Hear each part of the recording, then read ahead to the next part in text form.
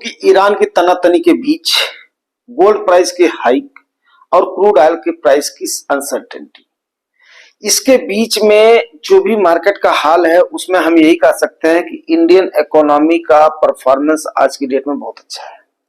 अब अच्छा है बुरा है इसका डिसीजन आप लोग करेंगे, क्योंकि मेन बात क्या हो रही है कि रिटेल इन्वेस्टर के सहारे कब तक ये मार्केट टिकेगी, जब तक फॉरेन इंस्टीट्यूशनल इन्वेस्टर्स इस प्रकार से सेलिंग करते रहेंगे, नेट बायर्स नहीं बनेंगे।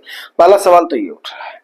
दूसरी बात ये उठ रही है कि अगर यूरोप और अमेरिका की हालत इतनी पतली रही है तो उसका सोल्यूशन क्या रहा है। अब तक जिस आदमी के पास में फॉरेक्स रिजर्व में डॉलर का भंडार होता है वो आदमी चौड़ा होता है, लेकिन दिन ब दिन डॉलर के प्रति जैसे चाइना जो स्टेप ले रहा है, रसिया जो स्टेप ले रहा है और सारी कंट्रीज जो स्टेप ले रही हैं, उस प्रकार से कहीं ना कहीं सोचने का स्टेप तो है ही है, सबब तो है ही है।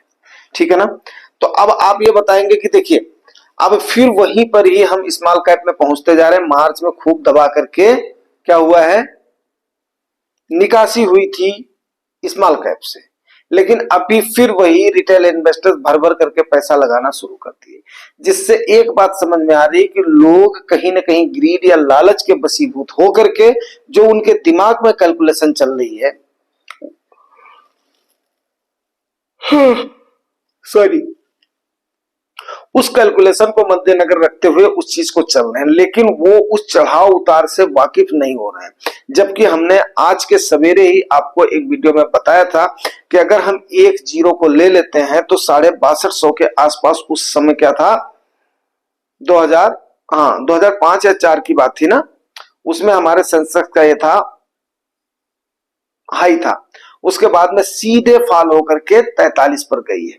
तो इतने फॉल के लिए हमने हमेशा तैयार रहना। क्या आप उतने फॉल के लिए तैयार हैं? नंबर एक तो ये बात हो रही है। दूसरी बात यह है कि कभी भी आप ये मान करके चलिए कि अगर आपका एज प्रोफाइल ज्यादा है, मैं फिर जोर दे करके बोलना चाहूंगा, आपका एज प्रोफाइल ज्यादा है तो आपके रिस्क एपेटाइट कितना भी हो फिर भी आप लार्ज कैप, मिड कैप और इसमें स्मॉल कैप में एलोकेशन यही करेंगे, क्योंकि आप जानते हैं कि ना तो आप स्मॉल कैप में 100% स्मॉल कैप का इन्वेस्टमेंट कर रहे हैं, ना ही आप लार्ज कैप में 100% लार्ज कैप का इन्वेस्टमेंट कर रहे हैं। बात मेरी समझ रहे हैं आप? तो इस बात को समझने की कोशिश करो कि जब आपका फंड मैनेजर इस प्रकार का फैसला ले रहा है, जब आपकी एएमसी इस प्रकार की फैसला ले रही है, जब आपकी सेबी इस प्रकार का फैसला ले रही है, तो फिर आप अपना फैसला इस प्रकार से क्यों नहीं ले रहे हो कि आप उसको इक्विलिब्रियम बना करके चलिए। ठीक है। हमेशा पोर्टफोलियो एक डाइवर्सिफाइड पोर्टफोलियो होना चाहिए, ये बात आप एक तो नोट कर लें। दूसरी चीज, आपके उस पोर्टफोलियो की बैलेंसिंग ऐसी होनी चाहिए कि आप एक दूसरे पर डिपेंड ना रहें। एक तो हो गया इंडिविजुअल इन्वेस्टमेंट। दूसरी बात मैं करना चाहूंगा कि क्या हमारे नेशनल ग्रोथ की संभावनाएं प्रबल हैं? तो जैसा कि आप इलेक्शन का मोड देख रहे हैं, तो 4 जून के बाद में ही जाकर के ये क्लियर हो पाएगा कि आखिर में किस प्रकार की गवर्नमेंट बन रही है और कौन सी गवर्नमेंट बन रही है। अगर गवर्नमेंट क्लियर मेजॉरिटी की बनती है तो कोई भी प्रोबेबिलिटी नहीं होगी कि गिरावट के ज्यादा चांस हो या कोई ऐसा सीन क्रिएट हो कि जिसकी वजह से हमारा पैसा असुरक्षित महसूस हो या बहुत ज्यादा कार्पस हमारा नेशनल प्रॉफिट गिर जाए। लेकिन अगर कहीं ना कहीं फुटकर की गवर्नमेंट आती है तो ये सोचने वाली बात जरूर बनेगी, तो इसको भी आप मद्देनजर रखिएगा। ठीक है ना। दूसरी बात, गोल्ड का इस समय गोल्ड के इन्वेस्टर्स की तो पौबारा हो रही है, जिसने ले लिया था उसकी पौबारा हो रही। मैंने आपको बोला था रैली मेरे से छूटी है, रैली से छूटी है कि मेरा परिवार कंबाइंड परिवार है और हमने अपने परिवार से डिसीजन नहीं लिया था, क्योंकि इस टाइप के डिसीजन के लिए लेना ही पड़ेगा, क्योंकि उसको हम तुरंत ही सारे गोल्ड को बेच नहीं सकते हैं। सॉरी, आज मैं काफी जो है कहीं गया था, काफी मैं टायर्ड हो गया हूं, लेकिन फिर भी आप लोगों के लिए ये सारी वीडियो इकट्ठी करके आज मेरे को बनाना ही पड़ रहा है, क्योंकि कई सारे सीन और सर्कमस्टेंसेस ऐसे क्लियर ऐसे अनसर्टेन हो रहे हैं कि इसको सर्टेनिटी में ये कब बदल जाए कुछ कहा नहीं जा सकता। लेकिन जब तक ये सर्टेनिटी में नहीं बदल जाएगा ना, तब तक उम्मीद हारना नहीं है। इसी का नाम है इक्विटी और इसी का नाम है इन्वेस्टमेंट। तो आप इसको बिल्कुल क्लियर कट अपने दिमाग में बैठा लें कि मैं अपने पोर्टफोलियो को इस प्रकार से डाइवर्सिफाई करूंगा, मैं अपने पोर्टफोलियो को इस प्रकार से बैलेंस करूंगा और मैं अपने पैसे को इस प्रकार से इन्वेस्ट करूंगा।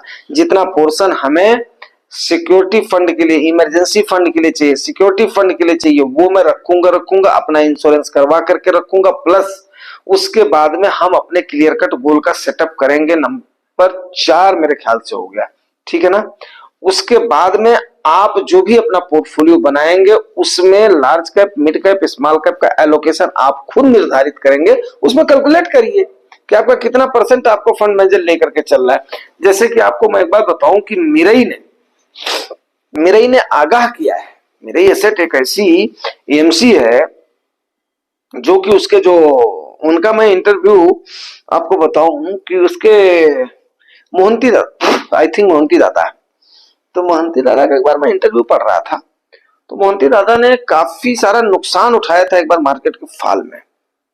तो बड़ा बेबाक इंटरव्यू और बड़ा बेबाक एक्शन उनका रहता है, ठीक है ना। हालांकि इसका मतलब ये नहीं समझ लेना कि मैं मेरे के किसी फंड को या मेरे की एमसी को प्रमोट कर रहा हूं।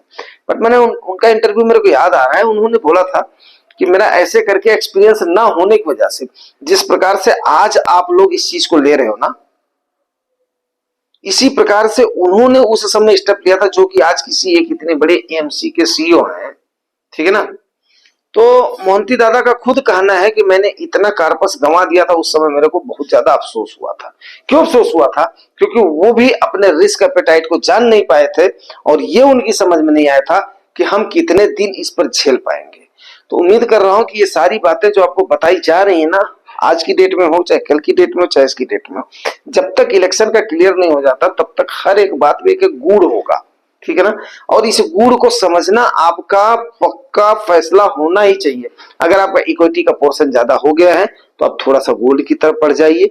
अगर आपको उसकी तरफ ज्यादा होगा, अगर आप मान ले इक्विटी में आप सोच रहे हो कि मेरे को इक्विटी में इतना जाना है, तो ये आप डालिए, कोई दिक्कत नहीं है। लेकिन आप उसको निकल करके भागने की जुगत में नहीं रहिएगा जब तक या तो टाइम से पहले आपका गोल पूरा हो जाए या अंतिल आपका गोल ना पूरा हो जाए। तब तक आपको बने रहना है, तभी आप जाकर के इक्विटी मार्केट में लाभ कमा पाओगे। अदरवाइज नहीं कमा पाओगे, फिर वही बोलोगे ये तो जुआ है, ये तो सबके लिए वो है, ये तो नुकसान है, ये तो फलान है, ढिमाक है। कई सारी चीजें हैं, एक दिन में ना तो हमें समझ में आया था, ना ही आपको एक दिन में समझ में आएगा। तो उम्मीद करता हूं ये सारी जो आपको सेफ्टी मेजर्स की जानकारियां दी जा रही हैं और लाभप्रद जानकारियां आपको अच्छी जरूर लगेंगी, अच्छी लगेंगी। तो यार रिवार्ड जरूर करना, रिवार्ड आपको पता, लाइक सब्सक्राइब। Thank you.